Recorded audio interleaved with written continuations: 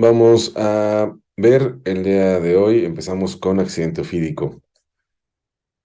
¿Qué quiero que se lleven? Bueno, quiero que vean la importancia del accidente ofídico porque es relevante saber ese tema. Número dos, vamos a tratar digo, no vamos a formar expertos. Ojalá alguno de ustedes se vuelva experto, pero el objetivo de esto es que aprendan las principales diferencias entre las dos familias importantes de serpientes peligrosas, que son los vipéridos y los elápidos. Vamos a aprender a, de forma rápida, pero lo más certera posible. Vamos a tratar de aprender cómo se identifican estas dos familias con el objetivo de dar un tratamiento adecuado a los pacientes. Vamos a comprender la fisiopatología del envenenamiento, es decir, cómo es que los venenos causan daño, y vamos a proponer el manejo inicial de este tipo de pacientes. ¿Por qué es relevante? Bueno, desde 2019, perdón, la ONU emitió una alerta sanitaria porque hay muchos casos al año de envenenamientos por serpientes, cerca de 3 millones por año.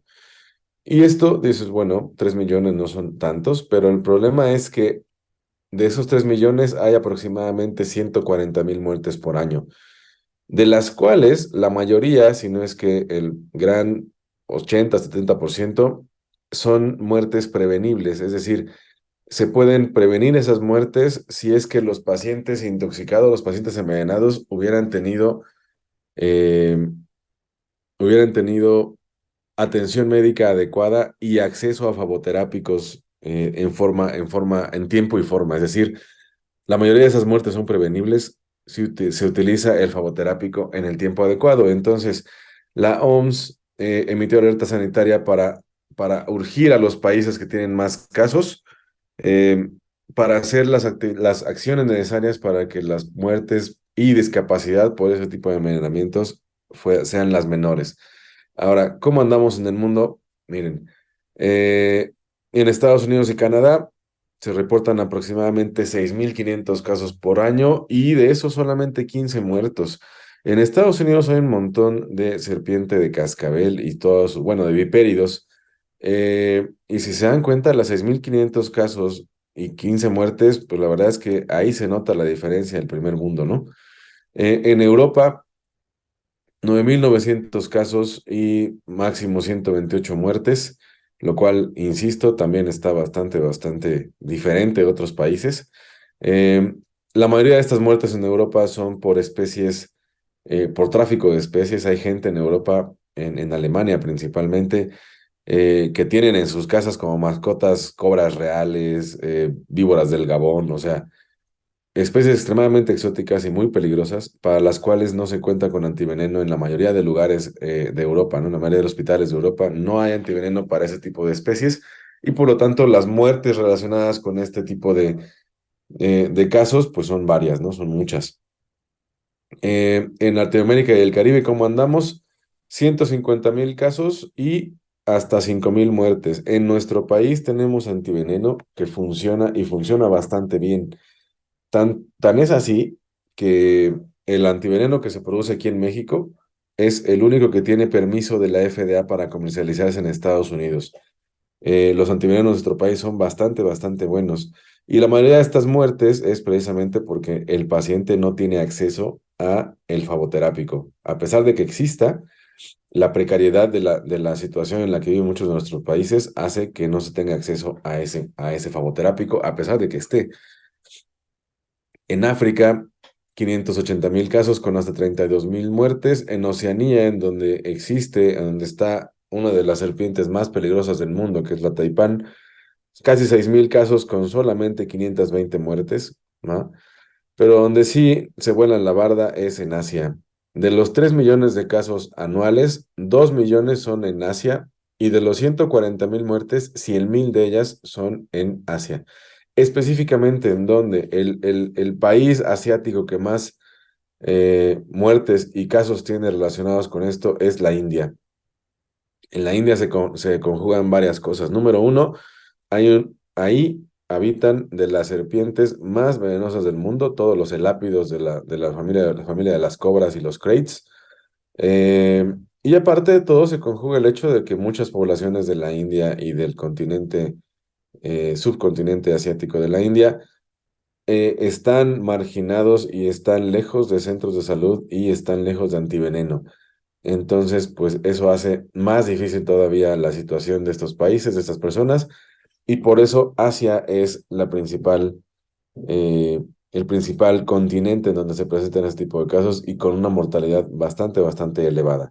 Entonces, insisto, 2018-2019 la OMS emitió la alerta sanitaria, luego llegó la pandemia por COVID y pues esto se dejó un poco de lado, pero otra vez está volviendo a retomar. Apenas, de hecho, la semana pasada fue el 19 de septiembre fue el Día Mundial para el reconocimiento bueno, del envenenamiento por serpiente, ¿no? Para tener concientización acerca de esto. ¿Cómo andamos en México? Miren, entre 2003 y 2006 se cuantificaron 15,000 casos aproximadamente, lo que equivale cerca de 4,000 casos por año. Y este es el número que de forma continua y constante se repite. 4,000 casos por año, cerca de 4,000, a veces un poquito más, a veces un poquito menos, pero es el número que se reporta muy constantemente anualmente en nuestro país. En Yucatán, en un estudio de 2003 a 2012 solamente se reportaron 821 casos. Otro estudio de 2009 a 2014 fueron 20,000 casos, sí, igual cerca de los 4,000 casos por año. La mortalidad en nuestro país es de 2 por cada 100,000 habitantes, bastante, bastante decente, insisto, porque nuestros favoterápicos funcionan. Eh, Hasta la semana 36 de este año, es decir, la semana pasada, se habían reportado 2,775 casos. Es decir, insisto, vamos a hacer más o menos lo mismo, los 4,000 casos por año. De todos los envenenamientos por serpiente en nuestro país, la familia de los vipéridos, dentro de las cuales está la cascabel y la nauyaca, contabilizan más de 80% de los casos y la serpiente de coral es únicamente 4% de las ocasiones. Entonces hay que estar muy al pendiente. La mayoría de mordeduras que van a haber de importancia médica van a ser por serpiente de cascabel o de nauyaca, es decir, por vipéridos. Entonces, pues vamos a hablar eh, muy a fondo de los vipéridos. Los estados que cada año tienen las mismas, bueno, el mayor número de envenenamientos son constantemente estos. A veces cambia el orden, ¿ok? A veces Veracruz está primero, a veces San Luis está primero, pero son los mismos en cada año. Oaxaca, Veracruz, San Luis Potosí, Puebla, Hidalgo. Cada año son los mismos estados que presentan el mayor número de casos. Y el menor número de casos anuales muy frecuentemente es Aguascalientes, es el que menos ha tenido. ¿Por qué? Pues nadie lo sabe realmente, pero Aguascalientes es el que menor número de reportes tiene. Sabemos que el 66% de los casos se presenta en hombres y solamente el resto en mujeres. Eh, y el pico de mordedura de serpiente en los diferentes estados es más o menos lo mismo. Y esto tiene que ver mucho con la época de lluvias. En la época de lluvias es donde más mordedura de serpiente hay. En julio, agosto y octubre en la zona centro, agosto, septiembre y octubre en la zona norte. Es muy parecido y todo tiene que ver, insisto, con la época de lluvias.